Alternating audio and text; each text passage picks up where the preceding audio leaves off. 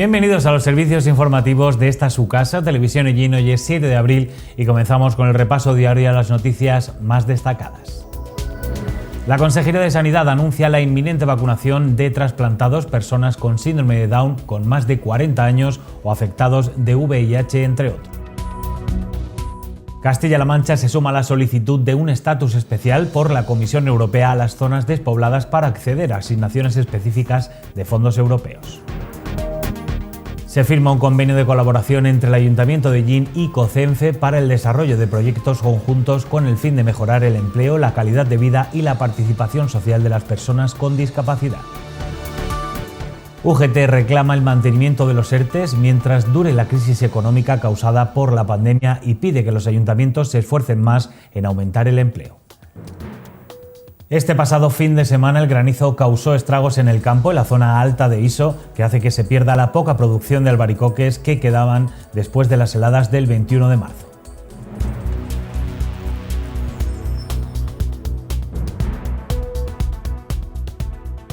Y hay novedades en el proceso de vacunación. Hoy el consejero de Sanidad, Jesús Fernández, ha avanzado la inminente vacunación del denominado Grupo 7, al que pertenecen trasplantados, personas con síndrome de Down con más de 40 años o afectados de VIH, entre otros. Además, también anunció la recepción de 100.000 dosis de AstraZeneca y Pfizer.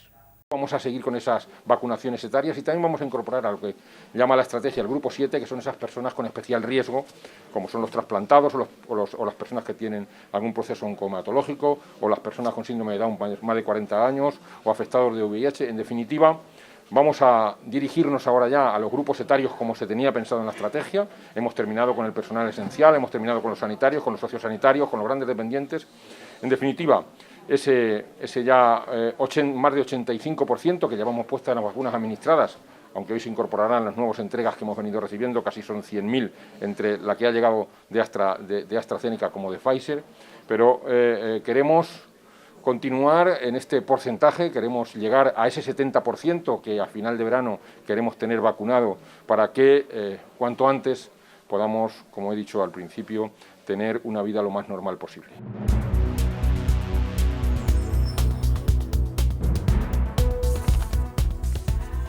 El Gobierno de Castilla-La Mancha se ha sumado a la petición que el Ejecutivo Nacional va a trasladar a la Comisión Europea para dotar a las zonas escasamente pobladas de un estatus especial que permita poder llegar a tener una asignación específica de los distintos fondos de la Unión Europea.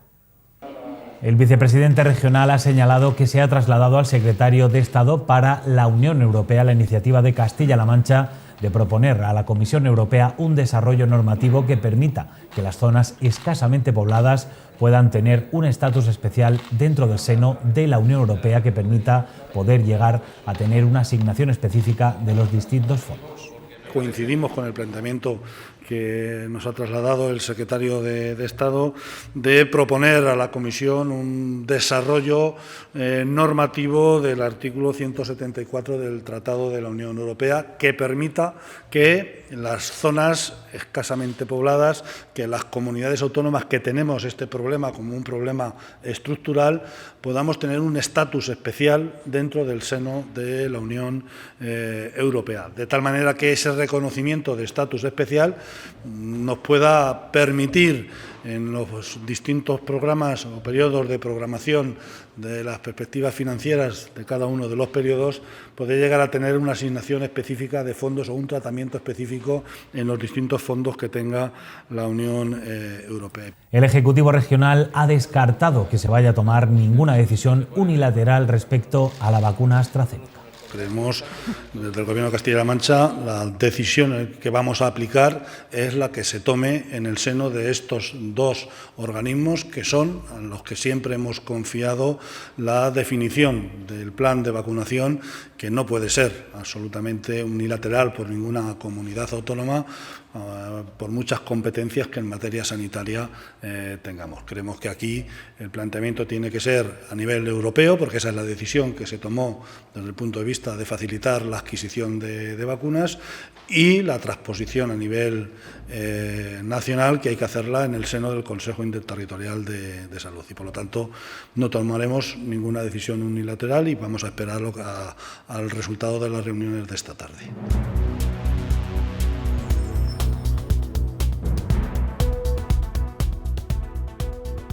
Convenio marco de colaboración entre la Confederación de Entidades de Personas con Discapacidad Física y Orgánica de Castilla-La Mancha y el Ayuntamiento de Ellín para el desarrollo de proyectos y actividades conjuntas con el fin de mejorar el empleo, la calidad de vida y la participación social de las personas con discapacidad.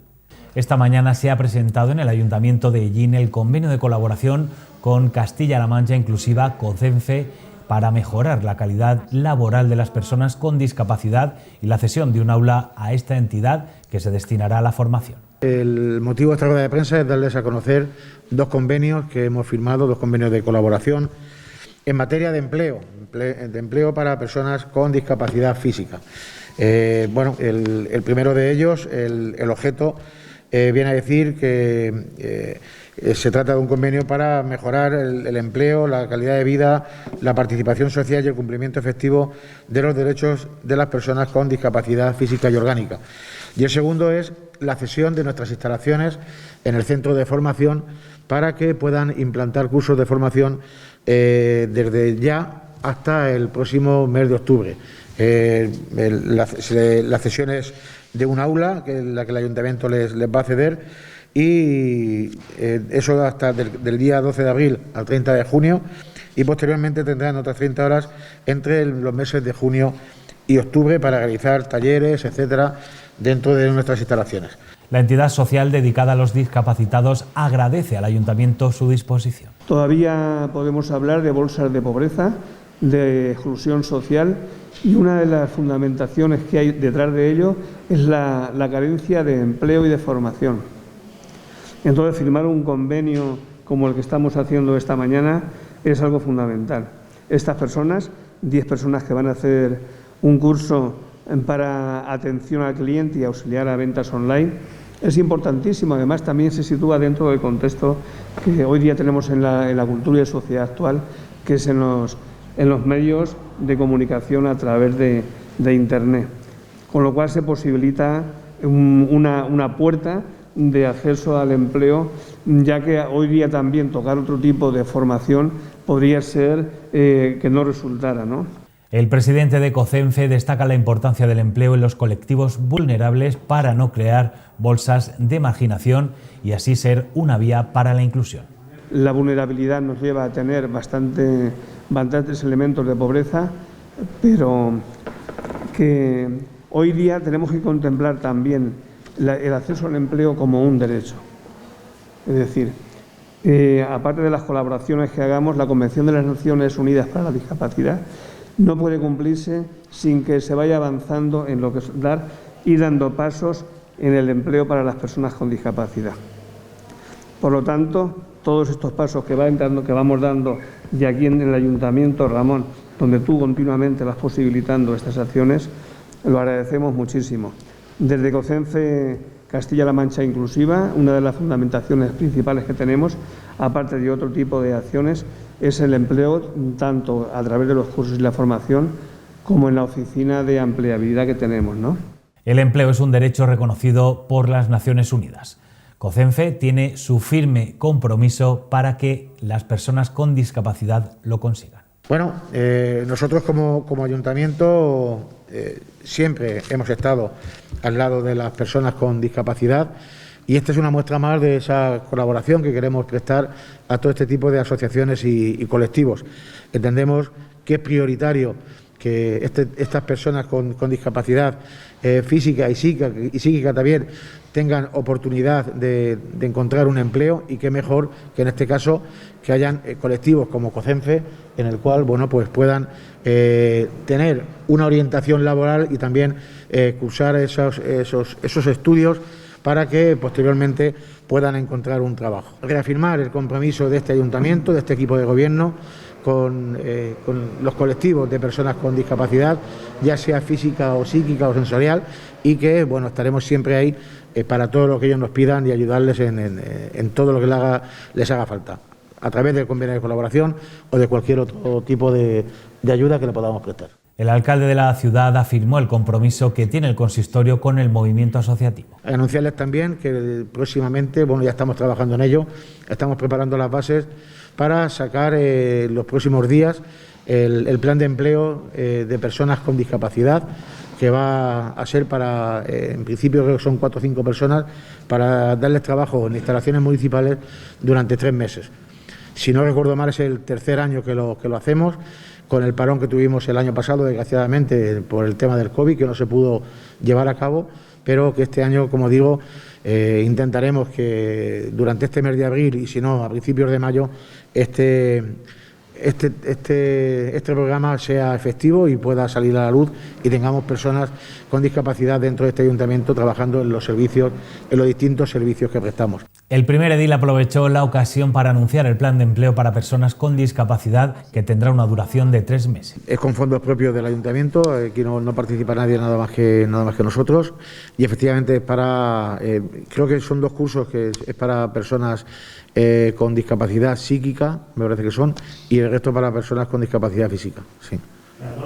Está repartido, sí, está repartido. Este tercer plan de empleo para personas con discapacidad se hará únicamente con fondos municipales. La vulnerabilidad nos lleva a tener bastantes elementos de pobreza, pero que hoy día tenemos que contemplar también el acceso al empleo como un derecho. Es decir, aparte de las colaboraciones que hagamos, la Convención de las Naciones Unidas para la Discapacidad no puede cumplirse sin que se vaya avanzando en lo que es ir dando pasos en el empleo para las personas con discapacidad. Por lo tanto, todos estos pasos que vamos dando, y aquí en el Ayuntamiento, Ramón, donde tú continuamente vas posibilitando estas acciones, lo agradecemos muchísimo. Desde COCENFE Castilla-La Mancha Inclusiva, una de las fundamentaciones principales que tenemos, aparte de otro tipo de acciones, es el empleo, tanto a través de los cursos y la formación, como en la oficina de empleabilidad que tenemos, ¿no? COCENFE pide el apoyo de administraciones, como lo ha hecho el Ayuntamiento de Llín, para defender la dignidad y los derechos fundamentales de las personas con discapacidad y evitar la marginación. Y que el Ayuntamiento nos facilita el que se pueda desarrollar. Entonces sí que pedimos a las administraciones de que piensen un poco, como decía antes, el empleo y la formación son un derecho vinculado a España desde la Convención, y que hay que responder como en ese nivel de dignidad y derechos fundamentales. Y también a las administraciones pedirles de que piensen que cuando un sector como el nuestro, que es un sector vulnerable, y cuando sucede una crisis, lo que se puede crear, si no se responde adecuadamente, son bolsas de marginación social y de exclusión. Y el problema es que no hay quien lo ataje ya. Ha costado muchísimos años el que las personas con discapacidad vayamos saliendo de la exclusión social. En estas crisis que se están produciendo desde el año 2008 y ahora con esto, si no se meten los recursos necesarios y si no se cuenta con nosotros, lo que se van a volver a producir nuevamente son auténticas bolsas de pobreza y marginación. Y eso es un riesgo gravísimo en el que tenemos en cuenta. Por eso, cuando surgen iniciativas como la de aquí, de este Ayuntamiento con Ramón, nos felicitamos muchísimo, porque es ir dando respuestas desde ya mismo.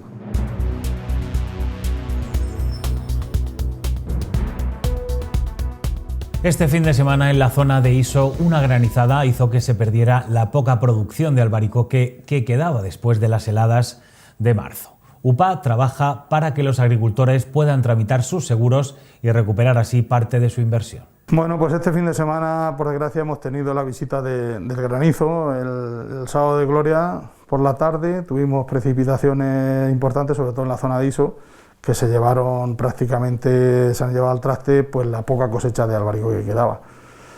Ha sido un siniestro que se suma al del hielo del pasado día 21 y que hace que prácticamente toda la cosecha de albaricoque esté afectada por uno o por otro siniestro. Todo aquel que tiene seguro, tanto de helada como de pedrisco, lo que tiene que hacer es comunicar el parte. Sí que nos llaman por teléfono para interesarte y nosotros le asesoramos sobre lo que tienen que hacer.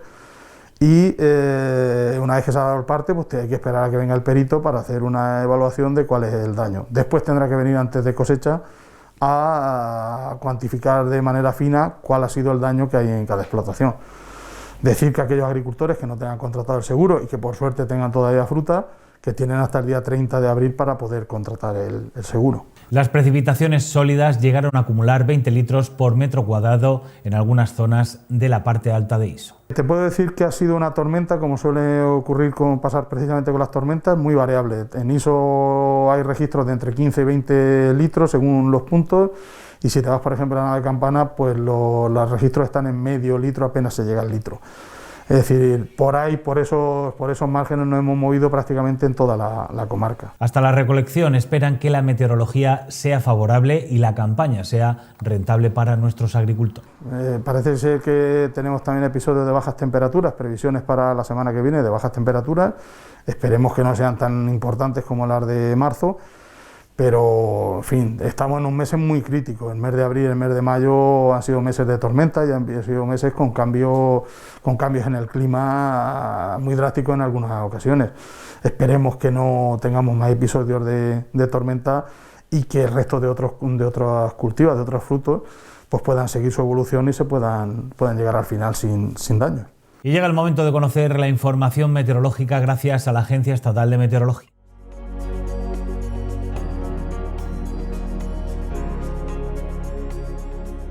Buenas noches, mañana comenzaremos la jornada en Albacete con nubes bajas y también alguna bruma matinal en Alcaraz y en Segura, aumentando los intervalos de nubosidad de evolución en el oeste de la provincia, dejándonos así algún chubasco ocasionalmente tormentoso al final de la jornada. En general, las temperaturas van a permanecer sin cambios, aunque las máximas subirán en el este de la provincia, incluso puede ser un ascenso localmente notable. Tendremos 16 grados en Chinchilla, 17 en Alcaraz y Almansa, también en Elche de la Sierra y en Ellín, 18 grados en Albacete y también en La Roda. Es una información de la Agencia Estatal de Meteorología.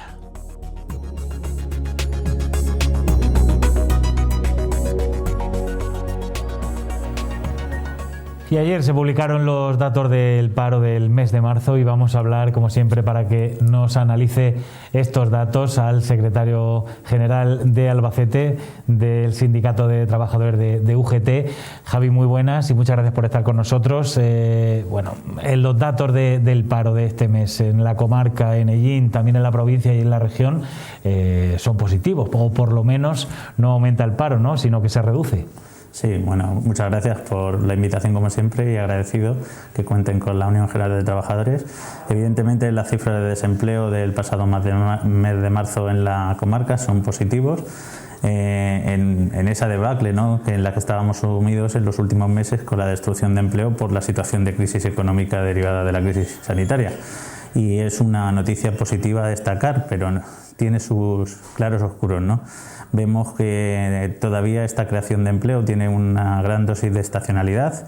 En nuestra comarca vemos como el sector agricultura y el sector servicios pues reciben o han supuesto una reducción del desempleo bastante importante, pero destacamos también que el sector industria pues ha sido motor de crecimiento del empleo, que es algo a destacar, porque nosotros consideramos que para fortalecer nuestra economía se tiene que basar el desarrollo económico en el desarrollo del campo industrial, ¿no? Y creo que es fundamental este empleo para mejorar las condiciones laborales de los trabajadores y fomentar el empleo estable, de calidad, y el que preferentemente nosotros inspiramos a que se cree, ¿no? Esta reducción de los índices de paro en el mes de marzo ha sido debido al levantamiento de las restricciones, a que la economía ya vuelve a funcionar, o es debido a la estacionalidad, porque marzo suele ser un mes que suele ser positivo, este año que sí que se ha podido celebrar dentro de la nueva normalidad que tenemos en la actualidad con la pandemia, ¿no?, con estas medidas que teníamos, pero bueno, al fin y al cabo la situación es muy distinta al año pasado. Sí, evidentemente, el año pasado estábamos todos confinados. Este año esa pequeña reactivación pues ha traducido en la creación de empleos. Estos servicios en la campaña de Semana Santa es muy importante. No se llegan a los niveles que se llegaban en años normales, pero evidentemente ha tenido su importancia en esta reducción del empleo. Por eso hablábamos en nuestro comunicado de la estacionalidad, ¿no?, que soporta esta reducción de las tasas de desempleo. Y evidentemente es de agradecer, ¿no?, que se reduzca el desempleo en nuestra comarca y en nuestra provincia. Pero evidentemente tenemos que ir más allá, se tiene que trabajar por establecer los cimientos necesarios para que la reconstrucción de esta situación pues sea lo más fuerte posible, y para eso hay que fomentar la campaña de vacunación, fundamental, y para que de una vez por todas podamos salir de esta crisis, ¿no?, y que la reactivación sea total a todos los sectores, que el sector que más se está viendo afectado pues pueda ponerse con garantías, y si para eso hay que aguantarse un poco y mantener algunas restricciones, yo creo que merece el esfuerzo, la pena, para que todos al final salgamos reforzados y desde luego no tener que lamentar pues situaciones como las que hemos padecido en el pasado. Es fundamental, como he dicho antes, que se refuerce esa campaña de vacunación, que parece ser que ya se va a poner en marcha a un ritmo adecuado, y eso va a propiciar que podamos empezar a sentar las bases para esa reactivación, ¿no? Lo consideramos fundamental, al igual que mantener esas herramientas mientras esta situación dure, ¿no?, como es la herramienta de los ERTEs, que están dando soporte a estas empresas que peor lo están pasando, para que no dejemos a ninguna por el camino. Empresa que se pierde es empresa muy difícil que se pueda recuperar, y evidentemente tenemos que darle soporte, los gobiernos tienen que darle las herramientas necesarias para ese mantenimiento, para soportar esta situación tan difícil, porque al final las empresas son las que crean empleo, y ese empleo que tanto necesitamos en la comarca, pues no podemos dejar de protegerlo, ¿no? En alguna ocasión, y sobre todo creo que recuerdo el mes pasado, además, con la celebración del Día de la Mujer, hablábamos sobre que el paro femenino es un gran problema, pero sin embargo en los datos de este mes me he fijado que de los datos de las personas que salen del paro, 73 son mujeres, 36 son hombres, o sea, algo más del doble, una persona más del doble son mujeres las que salen de las listas del paro. Sabemos que siempre pues suele ser casi el doble o el triple en algunas ocasiones el paro femenino, pero bueno, en esta ocasión quizá nos llevamos una grata alegría, ¿no? Sí, sobre todo hay que pensar que es el sector servicios y las campañas agrícolas que se ponen en marcha las que soportan la reducción del desempleo, y ahí en ese sector pues la presencia de las trabajadoras femeninas pues es muy notable, ¿no?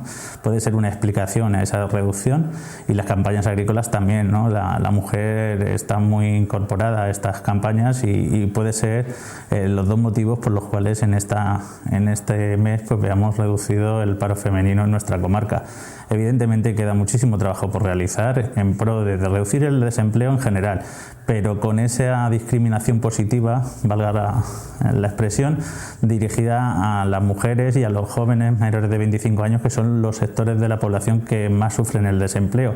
Hay que hacer políticas dirigidas al fomentar el empleo femenino y el empleo juvenil, y evidentemente salir de esta situación en la que la comarca está sumida, no voy a decir históricamente, pero desde hace muchos años.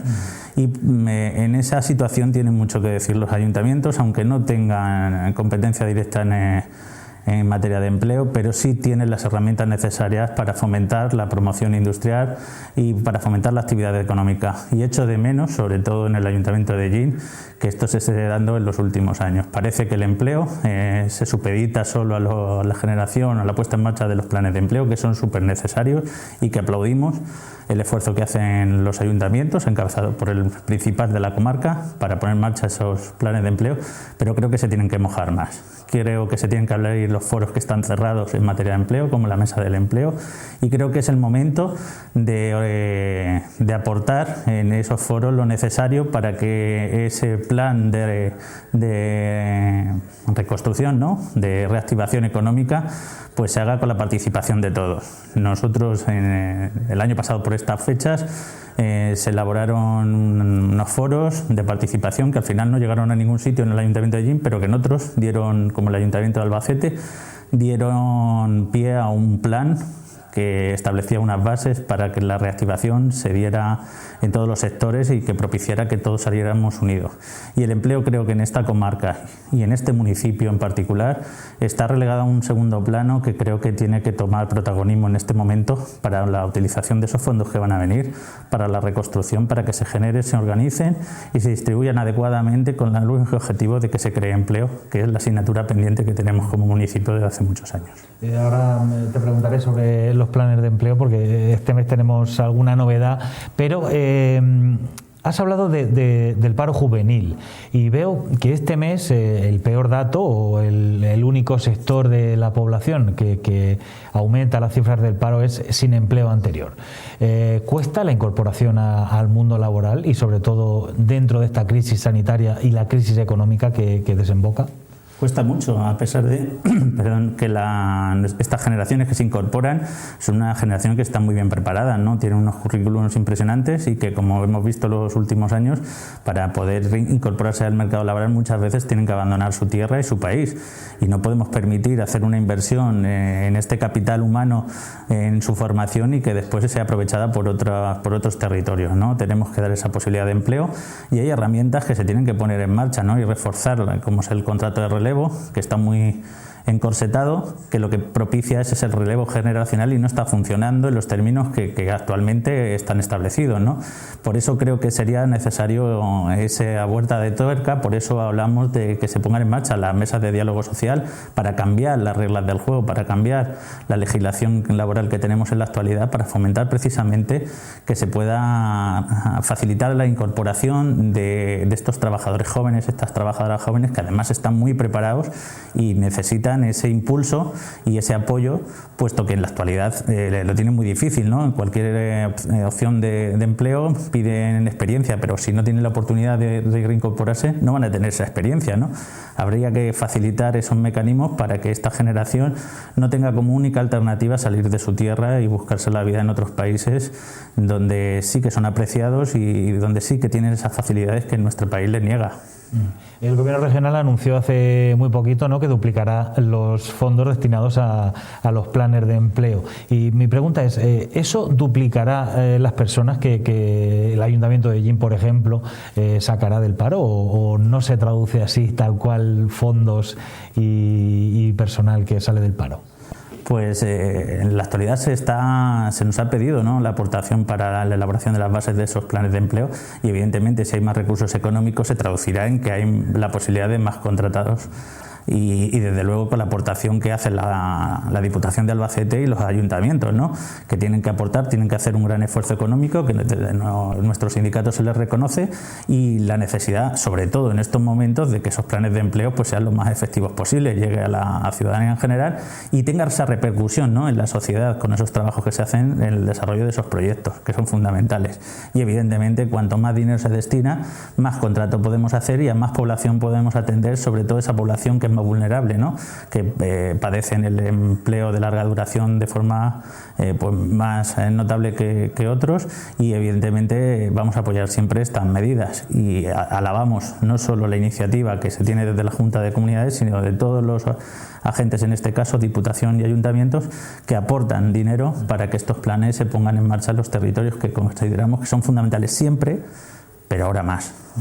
Los ERTE, el colchón, el salvavidas que tenemos durante esta crisis económica por la pandemia, terminan en mayo. Vosotros abogáis, por supuesto, ¿no?, por el mantenimiento de los ERTE. Por supuesto, esa es una herramienta que está funcionando, es una herramienta que está dando soporte a las empresas, requiere un gran esfuerzo económico por parte del Gobierno, pero merece la pena ese esfuerzo porque va a propiciar la flexibilidad que muchos tejidos productivos, que muchas empresas necesitan para ir recuperando la actividad productiva y, como consecuencia, reincorporando a esos trabajadores y trabajadoras que venían prestando servicio para ellos y además que tienen esa experiencia que es tan necesaria en nuestras empresas.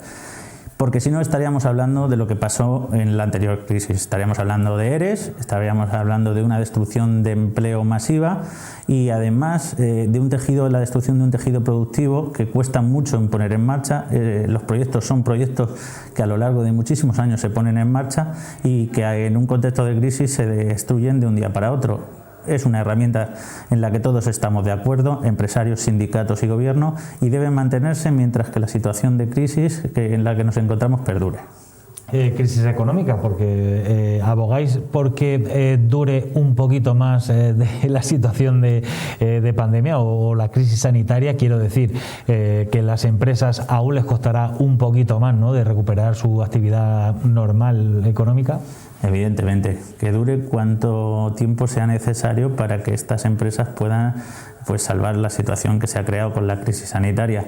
Y lo primordial, lo decíamos antes, ¿no?, esta campaña de vacunación tiene que imprimir velocidad para tener esa cobertura necesaria que propicie que de una vez por todas podamos salir todos los sectores la reincorporación económica se dé en todos los sectores, y para eso es fundamental que los procesos de vacunación pues sean más ágiles y lleguen a más personas, ¿no?, para tener esa inmunidad de rebaño que es tan importante en la actualidad, porque si no vamos a estar como hemos venido estando en los últimos meses, ola tras ola, un tiempo un poco más donde la actividad económica puede tener un sustento mayor, pero al final eso no es la solución. La solución es ponerle punto final a esto, y si tenemos que mantener un poco más las restricciones y aguantar un poco, pues merece la pena para después ponernos en marcha con fuerza y con las garantías de que no nos vuelva a pasar o que otra ola no nos venga a pasar por encima, ¿no?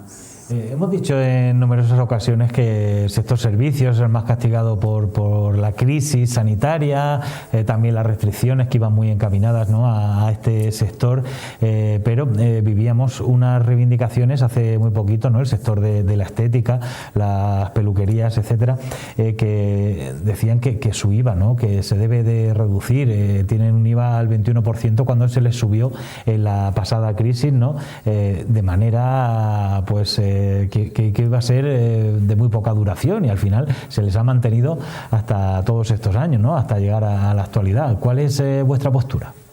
Pues hombre, todos los sectores que están sufriendo la crisis somos de la opinión que tienen que tener ese soporte.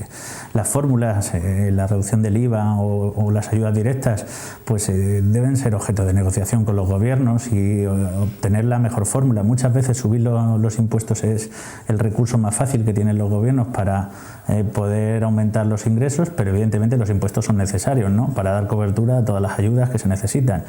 Y nosotros siempre hemos abogado y más en el contexto en el que nos encontramos, que los sectores que peor lo están pasando y se están viendo afectados tengan esas ayudas necesarias para que puedan salir de esta crisis. El sector estética es un sector también muy importante y está pasándolo mal, porque si no, cuando uno está bien no sale a la calle a reivindicar, no hace esos llamamientos ni esas protestas, que lo que piden ni más ni menos que es que se les dé la ayuda y el soporte necesario para que puedan ganar el mañana. Y evidentemente nosotros lo entendemos, lo compartimos y lo apoyamos. Las fórmulas, bajar el IVA al 10%, pues nos parece bien. Ayudas directas nos parecen necesarias, y evidentemente hay que ayudar al que peor lo está pasando. Hay otros sectores que la crisis no les está afectando, pero que también están intentando aprovechar la coyuntura, ¿no? Me refiero a la hora de la negociación colectiva. Tenemos paralizada la negociación colectiva, que puede ser entendible esa paralización en unos sectores, pero que en otros no tiene ninguna justificación. Y creo que sí que nosotros sabemos discernir de esas dos situaciones, y evidentemente no se puede medir a todo el mundo por el mismo rasero. Ayudas para los que peor lo están pasando, evidentemente van a tener nuestro apoyo, pero para el que no ha sufrido la crisis, creemos ese esfuerzo que es necesario para aportar a lo que es el proyecto colectivo como sociedad, ¿no? Se nos olvida muchas veces, quizá porque es un sector muy minoritario, ¿no?, pero también es algo muy nuestro, va unido a nuestras tradiciones más profundas, ¿no?, que es el sector de la artesanía de Semana Santa en general, sobre todo la artesanía del tambor. Lleva 2 Semanas Santas prácticamente sin vender, ¿no? Nos cuentan en algunos casos que tienen pues ese stock, ¿no?, de 2 años. Además, es un sector que se dedica o tiene que hacer el agosto, por así decirlo, ¿no?, popularmente, en muy poco tiempo, ¿no?, que es el periodo de Semana Santa. ¿Qué pasa con ellos y qué pensamos sobre este sector y qué se podría hacer para ayudarles? pues lógicamente tienen su actividad se concentra mucho en lo que es nuestra Semana Santa. Si hablamos de la estacionalidad, este sector ya... Evidentemente, y han sufrido 2 Semanas Santas que han sido terribles. Tienen que estar pasándolo muy mal. El sector de la artesanía, igual que todo lo que tiene que ver con las cofradías, todo el empleo que se crea alrededor del mantenimiento, pues las floristerías, todo se están viendo afectados, evidentemente, y algunos que exclusivamente se dedican a eso, como son los artesanos del tambor, pues los tienen que estar pasando muy mal. Evidentemente, como el sector de la estética, yo considero que para esos sectores se tiene que elaborar unas herramientas de protección adecuadas y unas ayudas directas. Creo que no hay medias tintas. Estos artesanos, además, si queremos preservar esa actividad dentro de nuestros pueblos, donde está arraigado tanto la cultura del tambor como puede ser otro tipo de artesanía, pues evidentemente tiene que tener esas ayudas directas de todas las administraciones, desde lo local hasta el estatal, pasando por cada una de ellas, porque tenemos que preservar nuestro patrimonio y nuestra riqueza cultural, que muchas veces se ve reflejado en estos artesanos del tambor que han decidido pues mantener nuestras tradiciones vivas y crear esos tambores que después nos gusta tocar y lucir en nuestras Semanas Santas. Pues ojalá y sea así, y por supuesto que nuestros artesanos pues tengan todo lo mejor, ¿no? Y que no perdamos algo tan nuestro, ¿no? Y tan tradicional como es esa artesanía, ¿no? de Semana Santa y sobre todo la artesanía del tambor. Javier González, secretario general de UGT en la provincia de Albacete, muchísimas gracias por estar con nosotros y nada, te emplazamos aquí ya cuando tengamos los datos del paro del próximo mes. Muchas gracias. Muchas gracias a vosotros y encantado de venir a explicar el punto de vista de la Unión General de Trabajadores sobre las cifras del paro y sobre el entorno laboral de la comarca, que es muy importante para nosotros. Por supuesto que sí. Y a ustedes también, muchísimas gracias por confiar un día más en Televisión Ellín en estos servicios informativos. Gracias por su atención y que sean felices.